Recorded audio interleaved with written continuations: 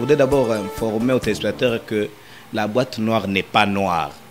La boîte noire a une couleur orange et cette couleur a été décidée sur le plan international. Une convention internationale a décidé que la boîte noire puisse posséder la couleur orange.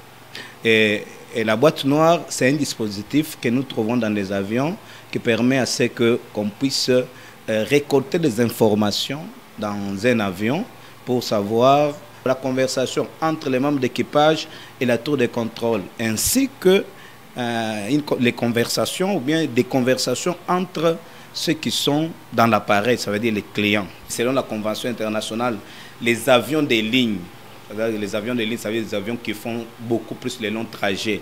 Les avions de ligne ont chacun des boîtes noires. Une boîte noire qui est au devant, qui concerne les membres d'équipage, ainsi que les rôles techniques, tous les fonctionnements techniques des appareils. La boîte noire enregistre ça. Et une autre boîte noire pour les passagers, qui permet aussi d'enregistrer les conversations des passagers. La boîte noire trouve beaucoup plus d'importance lorsqu'il y a eu un incident, lorsqu'il y a eu des crashs. On va faire recours à la boîte noire pour savoir quelle est la cause de ces crashs. Normalement, la boîte noire, c'est un mouchard.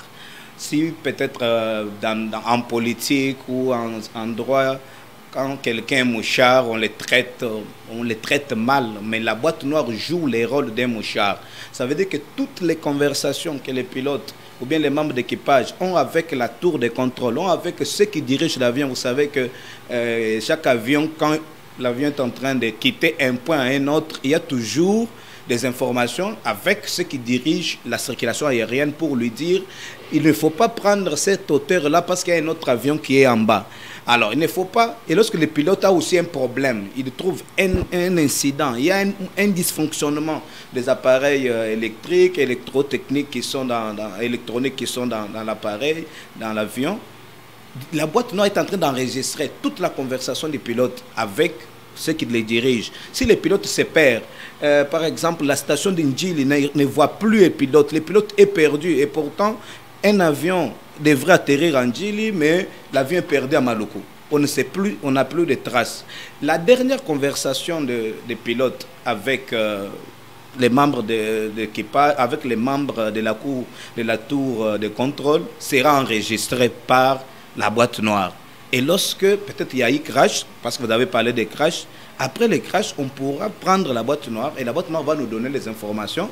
Et lorsqu'on va traiter les informations, on saura la cause exacte de ces crashs.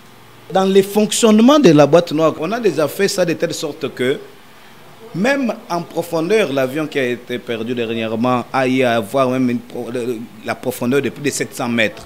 Mais on arrive à les découvrir. Pour découvrir la boîte noire fonctionne de telle sorte que lorsqu'il y a par exemple crash, prenons le cas de crash, la boîte noire va lancer un cri. Le cri là va aller jusqu'à 10 km.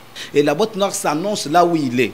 Même si tous les autres équipages de l'avion, l'aile peut tomber de gauche, la voilure peut être là-bas, donc les empennages et tout ça peuvent être de l'autre côté. Mais là où il y a la boîte noire va crier, va lancer un cri qui peut atteindre 10 km de distance et c'est là pendant 30 jours.